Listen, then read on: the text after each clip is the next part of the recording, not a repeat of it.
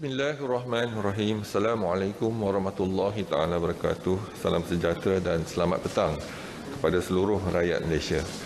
Bersama dengan saya petang ini ialah Datuk Dr. Raizat, Datuk Dr. Nur Hayati Rusli dan Dr. Hisham Shah. Kementerian Kesihatan Malaysia ingin memaklumkan bahawa pada hari ini bilangan kes yang sembuh dari jangkitan COVID-19 adalah sebanyak 1,181 kes. Ini menjadikan jumlah kumulatif kes sembuh sepenuhnya daripada jangkitan COVID-19 adalah sebanyak 85,592 kes, iaitu bersamaan dengan 80.2% daripada jumlah keseluruhan kes. Pada hari ini, 28 Disember 2020, Malaysia telah merekodkan kes harian baru sebanyak 1,594 kes. Ini menjadikan jumlah kes positif COVID-19 di Malaysia sebanyak 106,690 kes. Justru jumlah kes aktif dengan boleh jangkitan COVID-19 adalah sebanyak 20,643 kes. Daripada jumlah kes baru berkenaan, terdapat 3 kes import yang mendapat jangkitan daripada luar negara. Manakala penularan COVID-19 dalam negara pula adalah sebanyak 1,591 kes. Negeri Selangor melaporkan kes harian baru tertinggi iaitu sebanyak 697 kes bersamaan dengan 43.7%. Daripada jumlah ini sebanyak 563 kes iaitu 85.1% adalah daripada kluster-kluster dan saringan kontak rapat COVID-19 yang aktif dijalankan di lampangan. Ini diikuti oleh wilayah Persekutuan Kuala Lumpur sebanyak 164 kes iaitu bersamaan dengan 12.2% dan Johor sebanyak 191 kes iaitu bersamaan dengan 12%. Sebanyak 108 kes iaitu 6.8% yang dilaporkan pada hari ini adalah berkaitan dengan kluster-kluster di lokap, depo tahanan imigresen dan penjara yang membabitkan kluster penjara Jalan Harapan iaitu 42 kes, kluster Bakti 34 kes, kluster Pagar Siput 6 kes, kluster Tembok 6 kes, kluster penjara Seberang Perai 5 kes, kluster Pagar Bentong 5 kes, kluster Tembok Gajah 4 kes, kluster penjara Sandakan 3 kes dan kluster Kolam Air 3 kes. Perincian penuh jumlah kes mengikut negeri adalah seperti di lampiran 1 dan 2 yang disertakan bersama kenyataan media. Sehingga kini terdapat 116 kes positif COVID-19 yang sedang dirawat di unit rawatan rapi, di mana 53 kes memerlukan bantuan pernafasan. Duka cita dimaklumkan terdapat pertambahan 3 kes kematian COVID-19 pada hari ini. Ini menjadikan jumlah kumulatif kes kematian COVID-19 di Malaysia adalah sebanyak 455 kes, iaitu bersamaan dengan 0.43% daripada jumlah keseluruhan kes. Ringkasan kes kematian hari ini adalah seperti berikut. Yang pertama, kes kematian 453, nombor kes ialah 73,341, seorang warga negara perempuan dari Selangor berusia 62 tahun, mempunyai latar belakang penyakit kencing manis dan obesiti. Beliau meninggal di Hospital Sungai Buloh. Kes kematian kedua iaitu kes ke-454, kes nombor 89,863, seorang lelaki warga negara dari Selangor berusia 90 tahun. Dia mempunyai penyakit darah tinggi, dislipidemia dan juga gout. Dia meninggal di Hospital Sungai Buloh. Kes terakhir ialah kes kematian 455, kes nombor 101,587, seorang lelaki warga negara daripada negeri Sabah berusia 62 tahun, mempunyai penyakit darah tinggi. Beliau meninggal di Hospital Queen Elizabeth, Kota Kinabalu.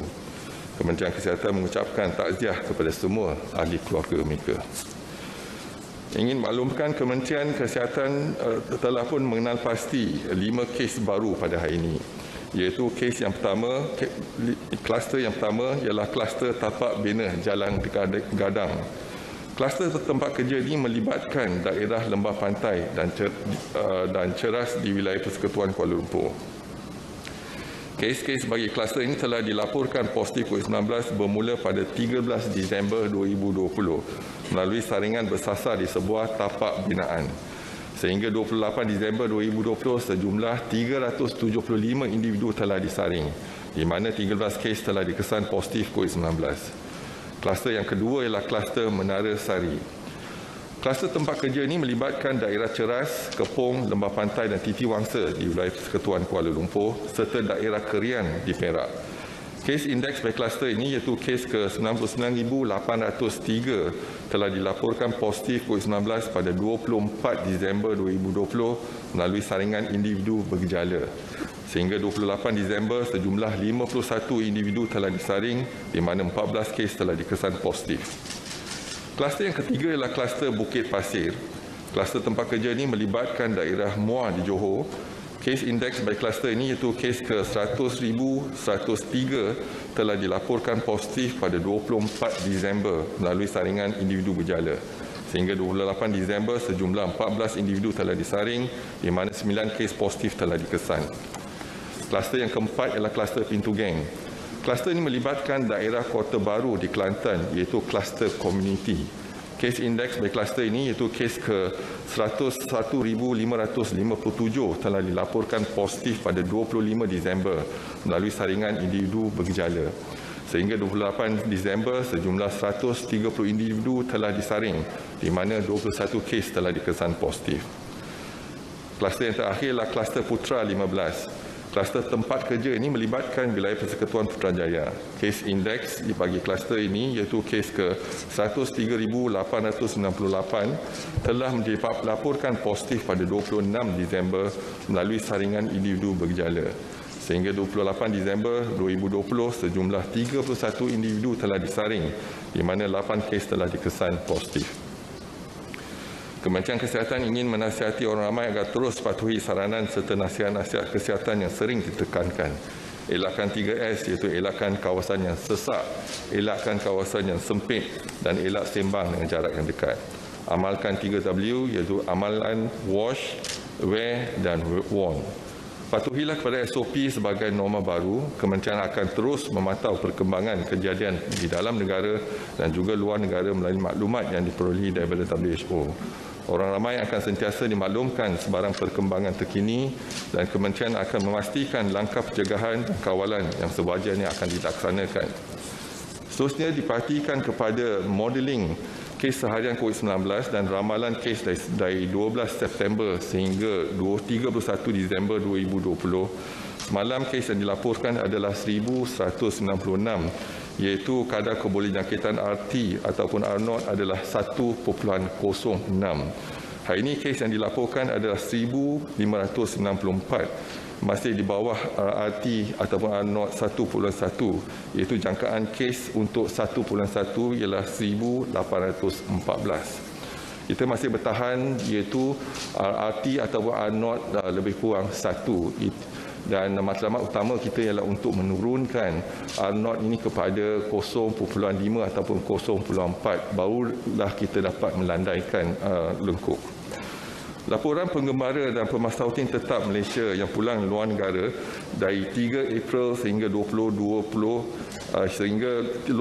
Disember 2020 adalah sejumlah 1,483 kes. Pada hari ini ada 3 kes import iaitu masing-masing 1 kes pulang dari Indonesia, Jordan dan juga Kongo. Daripada sejumlah 489 kluster yang telah dilaporkan setakat ini, 275 kluster telah pun tamat tempoh pemantauan untuk 28 hari termasuk 4 kluster pada hari ini.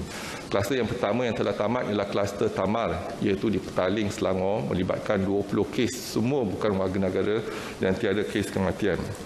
Kluster yang kedua ialah kluster Intan di Pulau Pinang dan juga di Kedah melibatkan 207 kes iaitu 125 warga negara dan 82 bukan warga negara dan tiada kes kematian. Kluster yang ketiga ialah kluster Pusat Tahanan Sementara Tawau di Tawau, Sabah melibatkan 766 kes iaitu 19 warga negara dan 747 bukan warga negara dan 3 kes kematian. Kluster yang terakhir ialah kluster Putra 18 melibatkan 23 kes semuanya warga negara Malaysia dan 1 kes kematian. Dimaklumkan laporan kluster COVID-19 yang aktif di Malaysia sehingga 28 Disember 2020 adalah sejumlah 214 kluster, termasuk 5 kluster baru yang dilaporkan pada hari ini.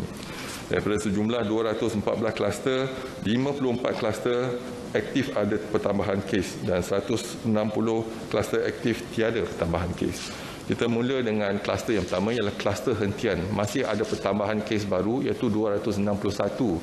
Jumlah kes ialah 2,247 dan jumlah yang telah disaring adalah 12,654. Seterusnya ialah kluster penjara Jalan Harapan iaitu penjara Sungai Buloh. Kluster yang telah pertambahan ialah 42 kes baru dan jumlah kes ialah 2,074 dan mereka yang telah disaring adalah 5,144. Kluster yang ketiga ialah kluster Ceram. Ada pertambahan 40 kes, jumlah kes adalah 813, jumlah yang disaring adalah 3,367. Seterusnya kluster Bakti ada pertambahan 34 kes, jumlah kes setakat ini adalah 1,068, jumlah yang disaring 1,848. Kluster Daman Tapak Bina Daman Lela masih ada pertambahan 33 kes, jumlah kes adalah 2,719, jumlah yang disaring adalah 4,463. Kluster Tapak Bina Muda ada pertambahan 24 kes, jumlah kes 856 dan jumlah yang disaring adalah 4,372. Kluster Sungai Burong ada pertambahan 24 kes, jumlah kes 81, jumlah yang disaring 207. Kluster Tapak Bina Pelangi di Kepong masih ada pertambahan 20 kes, jumlah kes 49, jumlah yang disaring 142. Kluster Suruling masih ada pertambahan 19 kes, jumlah yang disaring 2,078 dan jumlah kes positif, jumlah yang disaring adalah 2,981, jumlah yang kes positif adalah 2,078. Kluster Persiaran Haid masih ada pertambahan 19 kes, dan jumlah kes adalah 74, jumlah yang disaring adalah 213. Seterusnya ialah kluster Tapak Bina Jalan Panah di Lembah Pantai Kuala Lumpur. Masih ada pertambahan 19 kes, jumlah kes 40, jumlah yang disaring 1,019. Kluster Tapak Bina Permai di Lembah Pantai juga ada pertambahan 14 kes, jumlah kes 245, jumlah yang disaring 1,088. Kluster Tampoi Jaya di Johor Bahru ada pertambahan 12 kes, jumlah kes 359 dan jumlah yang disaring 989. Kluster Beringin masih ada pertambahan 10 kes, jumlah kes 606 dan jumlah yang disaring setakat ini ialah 16,059. Kluster Batu 39 di Pontian masih ada pertambahan 9 kes, jumlah kes 72 dan jumlah yang disaring 431. Kluster Pintu Geng iaitu kluster baru di Kota Baru ada pertambahan 9 kes, jumlah kes 21 yang disaring 130. Kluster Sungai Putus ada pertambahan 8 kes, jumlah kes ialah 1,005, jumlah yang disaring adalah 2,015. Kluster Sugut di Papar dan Penampang Sabah ada pertambahan 8 kes, jumlah kes 47 dan jumlah yang disaring 289. Kluster Teratai masih ada pertambahan 7 kes. Jumlah kes setakat ini ialah 6,055. Jumlah yang disaring setakat ini ialah 9,063. Kluster-kluster aktif yang lain boleh dirujuk pada lampiran dalam kenyataan media.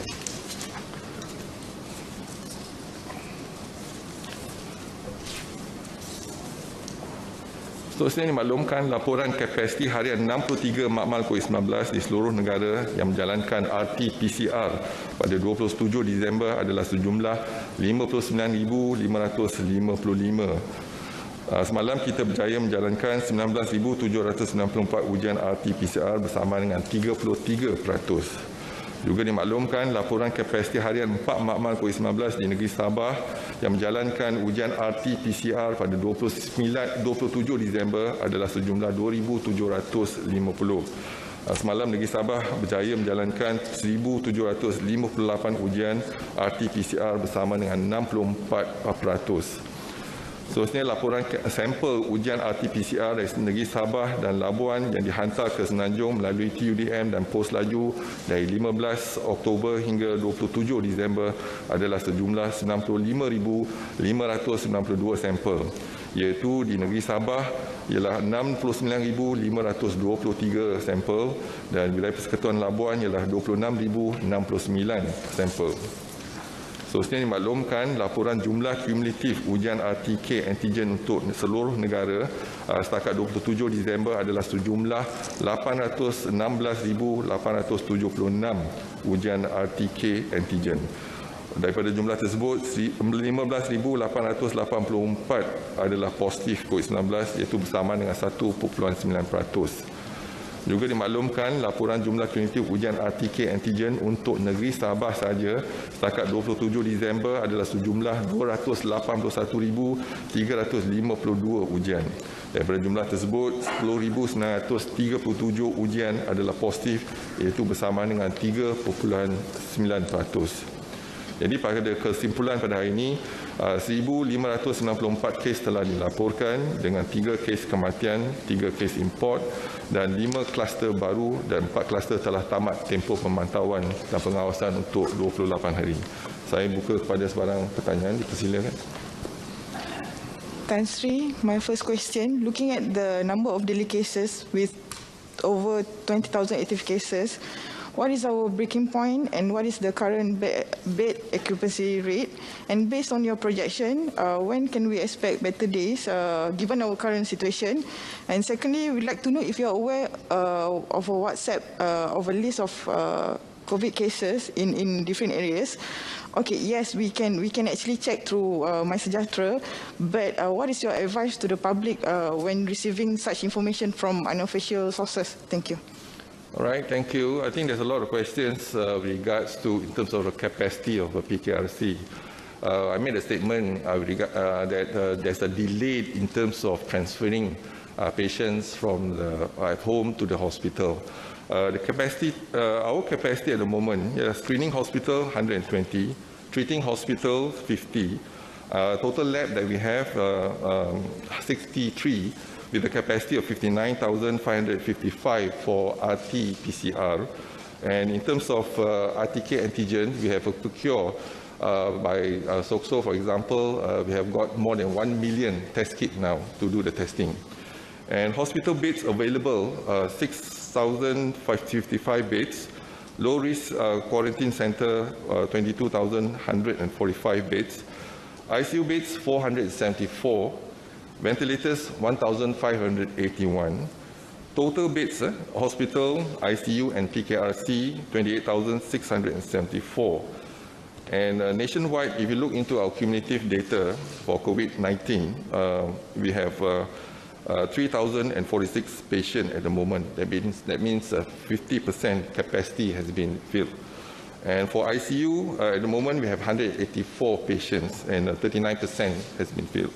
And for ventilated patient, 53 patients intubated so far. And PKRC, at the moment, 8,112 patients, 37%. But our challenge is, our policy remains the same, that positive patient will be quarantined at the PKRC or hospital. But more importantly, if we look into category 3, 4, and 5, initially, the percentage is about 7%, so we have seen an increase to about 11%. So 89% to 90% still category 1 and 2, which mean asymptomatic or mild symptoms. So our policy is to place them in our PKRC. But there's a delay in terms of implementation to transfer them to the hospital. So those, because of the delay, may take a day or two, or even longer because of the increased workload. So we advise those who are been detected positive to remain at home. Make sure you put on a mask and confine yourself at home. And also try to isolate yourself from the family members and etc. because there's a possibility of infection. The infectivity period is 3 days before you have symptoms and 7 days after you have symptoms. So all in all, about a week. So we take the policy of treating patients for 10 days in our PKRC or hospital. So that's the infectivity. That's advice from Ministry of Health to those who are positive. So, but stay in touch with our district health department so that we know where you are and make sure that you follow the instructions that we given. Remain at home until we come and fetch you.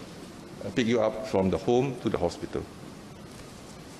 The WhatsApp, Doctor. WhatsApp group, I mean, look into the MySejahtera, so the location. Sometimes you are in a location, there are cases around. More importantly is you have to adhere to our SOP, put on a mask, continue to have a safe distancing with others at least 1 meter, and wash your hands frequently. And avoid crowded places, avoid confined and poorly ventilated places, as well as make sure you are able to practice this and stay and avoid close conversation as well. So this is, we call it a switch cheese approach, using the 6 criteria, and then you can actually perhaps break the transmission in the community. Sorry, Doctor, back to the first questions. Do we know how many patients are actually still waiting to be transported to the hospital based on your info from the District of Health? Thanks. So because this is a moving target, so it's difficult for us to quantify, but mainly in Klang Valley, because the congestion now, the cases from Selangor as well as Kuala Lumpur, so we feel that there's actually a delay. I think I get reports from those patients text me and etc. So, but we are trying to increase our capacity in MyAIDS, for example. We started phase 1, 3,000 beds, and now we have a capacity of more than 6,000 plus, 6,139, but we are increasing to 6,300. Phase 3, another 3,700. All in all will be about 10,000 beds. That is only for Pati and Padi. But more importantly, we are also using Pusat Kawalan Kusta Negara in Sungai Buloh, our Institut Latihan Kementerian Kesihatan Malaysia, as well as the Maternity Hospital Kuala Lumpur, for us to manage the locals. So I think we isolate the locals, the Pati and Padi from our local. So there will be a bit of delay in terms of transferring patients from home to the hospital. Okay, ada soalan lagi?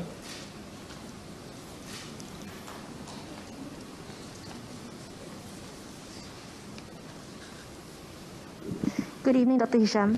Thank you for explaining about the bed capacity, but I just wanted to know, to just zoom in on Klang Valley, as you mentioned, that is where the problem is, that is where we have a delay.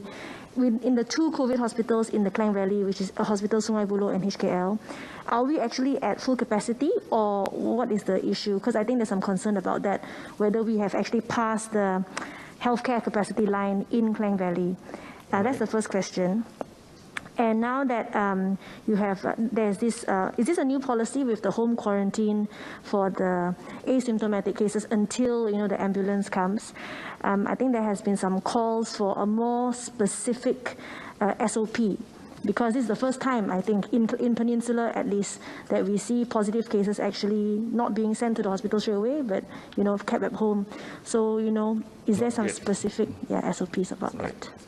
Okay, looking into our beds, Selangor for hospital beds, at the moment occupancy is at 81%. For PKRC is at 58%. So Pusat Kawalan Kusta Negara, we have 543 patients at the moment. Our capacity is 645. So occupancy is 84%. Institut Latihan Kementerian Kesihatan Sungai Buloh, our capacity is 2,700.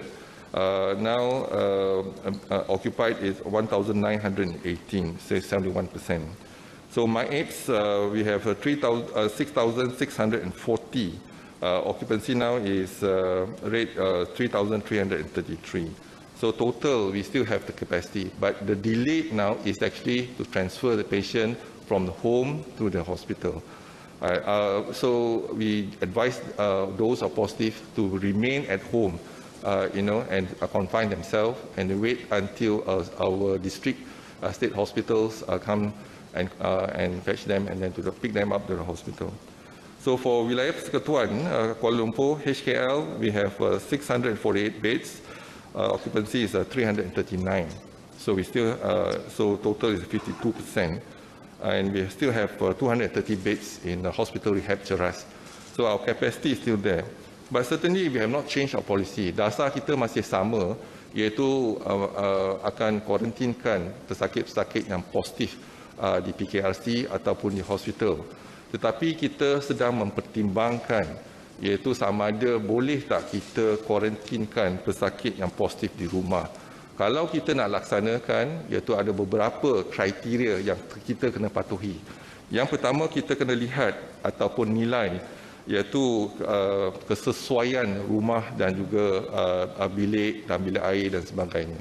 Yang kedua, iaitu kita kena lihat juga kepada health assessment tool dan bagaimana petugas-petugas kita dapat memantau kesihatan seseorang tu di rumah. Jadi kita melihat kepada kemungkinan tetapi kita tak berubah dasar lagi, iaitu kita kuarantinkan mereka yang positif di hospital ataupun PKRC.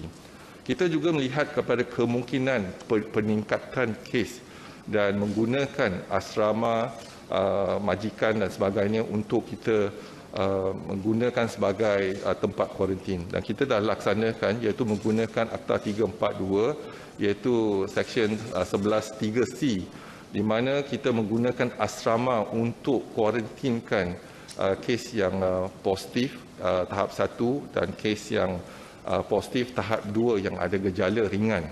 Iaitu kita menggunakan ketika kita menjalankan kawalan untuk kluster teratai. Jadi kita menggunakan asrama Blok A dan Blok B untuk kita menggunakan pakai. Jadi ini satu kemungkinan yang kita boleh guna pakai untuk mengurangkan kesesakan di MAIPS contohnya.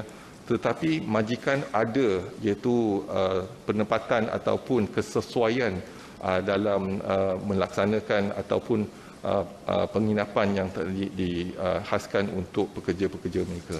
Jadi ini dapat kita pertimbangkan. Tapi setakat ini kemampuan total kemampuan keseluruhan untuk hospital di Selangor adalah 59%. Jadi kita masih ada keupayaan untuk menerima pesakit. Tetapi ada kelewatan itu untuk memindahkan pesakit daripada rumah ke hospital. Jadi nasihat kita kepada pesakit yang positif yang sedang menunggu pusat pejabat kesihatan daerah untuk memindahkan mereka ke hospital, kekal di rumah, pastikan pengasingan berlaku di rumah dan pakai penutup muka dan juga pastikan tak bergaul ataupun bercampur dengan ahli keluarga yang lain kerana ini boleh menyebabkan jangkitan. Jadi tunggu sehingga pejabat kesihatan daerah datang untuk memindahkan pesakit ke hospital.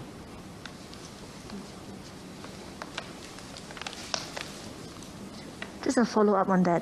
Can we know why there is a delay? Kenapa ada kelewatan in transferring patients, especially in Klang Valley? Thank you.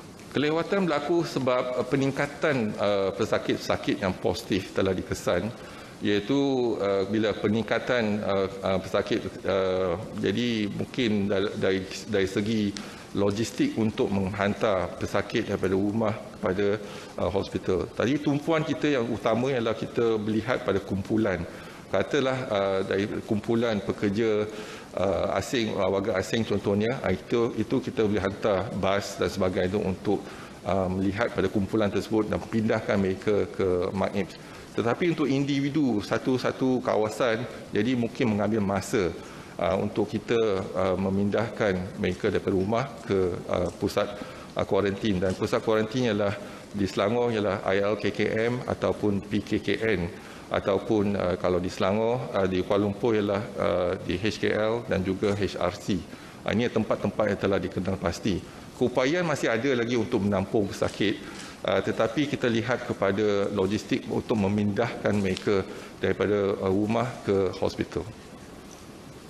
Jadi ada kelewatan dari segi situ dan kita nasihatkan mereka yang menunggu untuk bersabar dan juga asingkan diri mereka daripada ahli keluarga dan juga berhubung dengan PKD, sentiasa berhubung dengan PKD untuk mendapat maklumat yang terkini.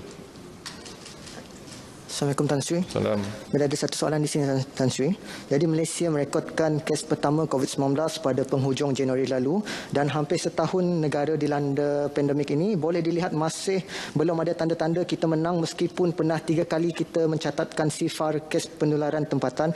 Justru apakah pengajaran dan pengalaman yang dipelajari di situ dan apakah strategi baru KKM untuk memerangi COVID-19 pada 2021?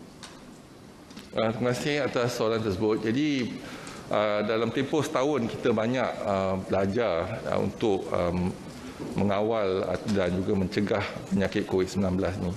Jadi pada permulaan ada peningkatan kes dan kita telah pun berjaya, iaitu kita menggunakan kaedah PKP dan kita berjaya melandaikan lengkok dan juga kes-kes itu semakin berkurangan sehingga 16 Julai 2020 kes sifar telah dilaporkan 3 hari berturut-turut. Dan apabila kes sifar telah dilaporkan, saya amat bimbang ketika itu kerana mungkin rakyat akan rasa alpa dan juga ambil mudah dan kes-kes akan meningkat.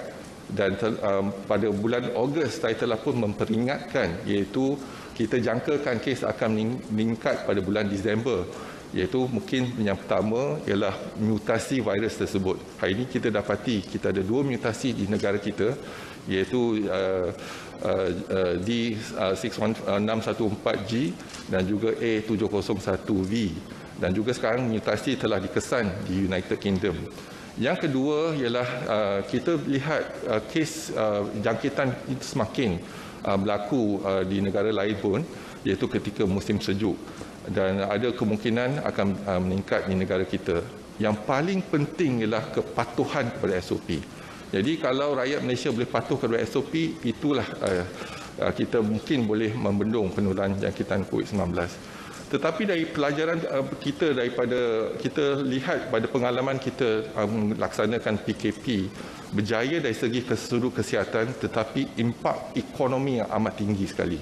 Jadi bila gelombang ketiga, memang Kementerian Kesihatan kalau boleh kita nak gunakan PKP, tetapi sebab impak ekonomi yang tinggi, kita melaksanakan PKPB bersyarat.